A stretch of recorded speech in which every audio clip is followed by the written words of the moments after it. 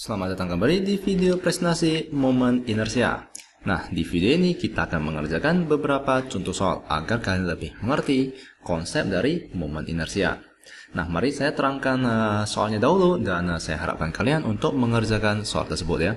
Di mana soal yang pertama, terdapat dua soal ya, A dengan B. Di mana kita perlu mencari momen inersia dari kedua buah benda tersebut. Di mana benda pertama adalah sebagai berikut, di mana terdapat 4 buah partikel. Lalu akan terdapat 2 buah tongkat, di mana tongkat masanya itu adalah 0 ya. Jadi asumsi kita masa tongkat tersebut adalah 0, di mana ini adalah partikel pertama, 2, 3, 4 dengan masa-masa berikut ini ya, 0,2, 0,3 dan seterusnya.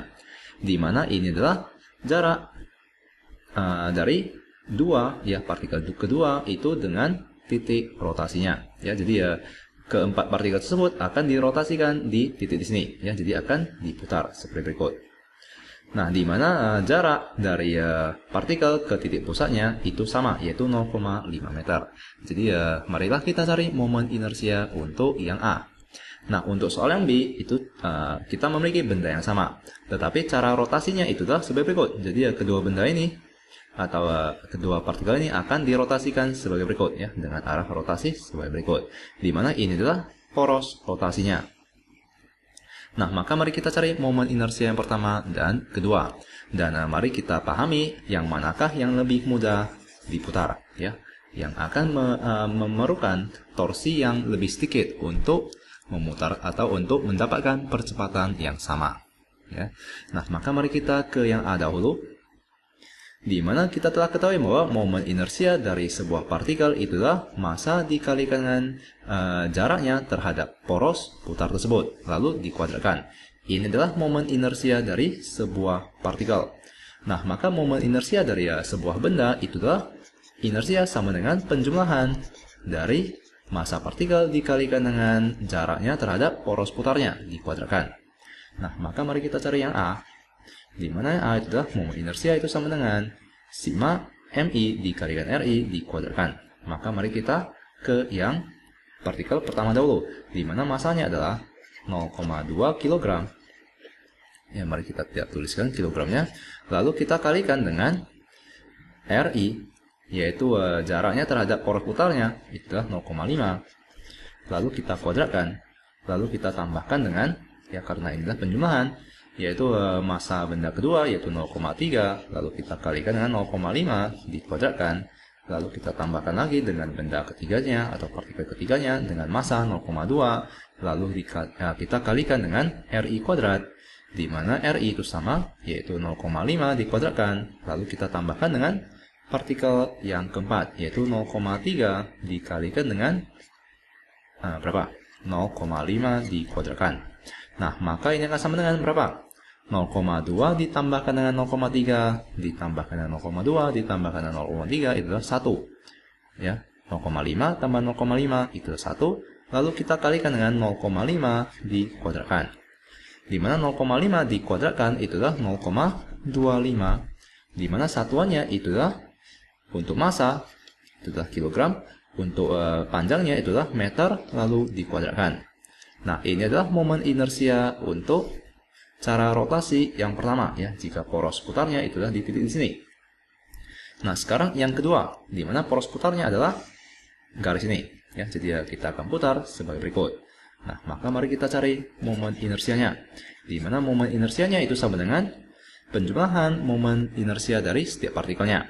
Di mana mari kita ke partikel yang pertama yaitu 0,2, lalu kita kalikan dengan jaraknya terhadap porosnya itu adalah 0 dikuadratkan, lalu kita tambahkan dengan yang kedua itu adalah 0,3, lalu kita kalikan dengan jaraknya yaitu 0,5 ya, karena jaraknya ke tiang ini, titik di sini adalah 0,5, maka kita kalikan dengan 0,5, lalu kita kuadratkan, lalu kita tambahkan dengan partikel ketiga itu adalah 0,2, lalu kita kalikan dengan jaraknya terhadap poros putar itu adalah 0, lalu kita kuadratkan, lalu yang terakhir adalah 0,3 kita kalikan dengan 0,5 dikuadratkan, di mana itu akan sama dengan ini adalah 0, ini adalah 0, maka sisanya adalah 0,3 ditambahkan dengan 0,3 adalah 0,6, lalu 0,5 dikuadratkan itu adalah 0,25. Nah, maka ini akan sama dengan Mari kita gunakan kalkulator ya.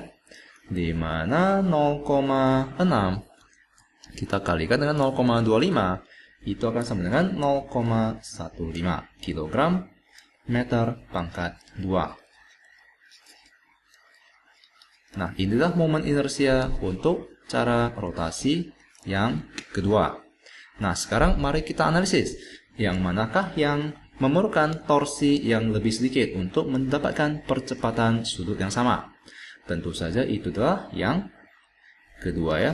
Kita lebih mudah memutar dengan cara kedua dibandingkan dengan pertama ya. Di mana yang pertama kita perlu memberikan torsi yang lebih banyak untuk mendapatkan misalkan alfa 1.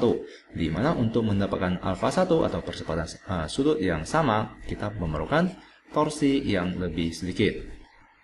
Ya.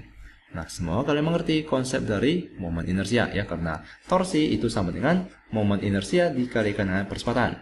Jadi pada saat momen inersianya tinggi ya untuk yang A, maka kita perlu torsi yang tinggi ya untuk mendapatkan percepatan yang sama.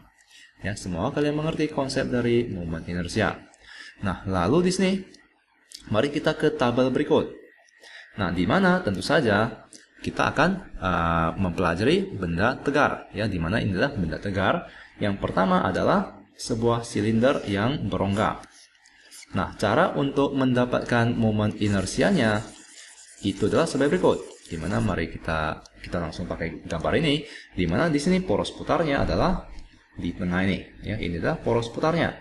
Nah, maka cara untuk mendapatkan momen inersianya itu adalah inersia itu sama dengan sigma MI dikalikan dengan RI dikuadratkan. Maka di sini setiap partikelnya ya, setiap partikel dari silinder tersebut akan kita kalikan dengan jaraknya terhadap poros putarnya, lalu kita kuadratkan, lalu kita jumlahkan semuanya. Di mana kita akan menggunakan konsep integral ya, integral yang yang hanya akan kalian pelajari di kelas 12. Di mana di sini saya tidak akan turunkan rumusnya. Ya, jadi di sini kalian perlu menghafalnya.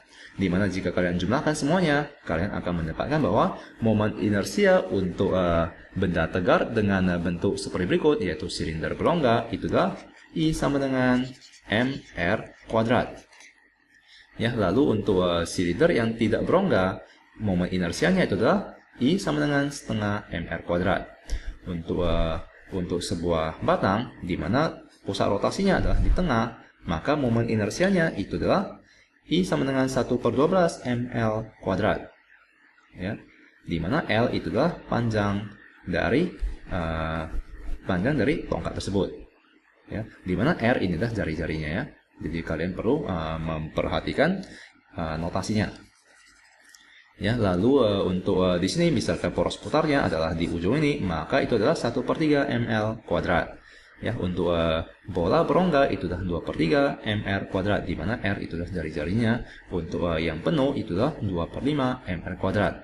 Di mana di bab ini kita akan lebih fokus untuk yang di sini ya, untuk mempelajari yang silinder yang tidak berongga. Ya, kita akan lebih banyak menggunakan yang ini ya. Jadi kalian perlu wajib tahu.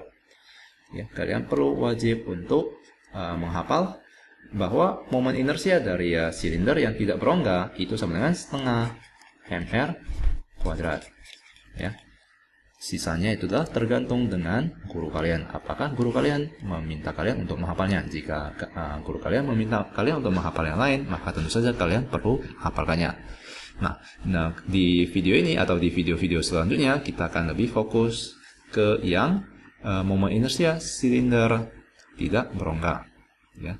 Nah, semoga kalian mengerti dan sampai jumpa di video selanjutnya.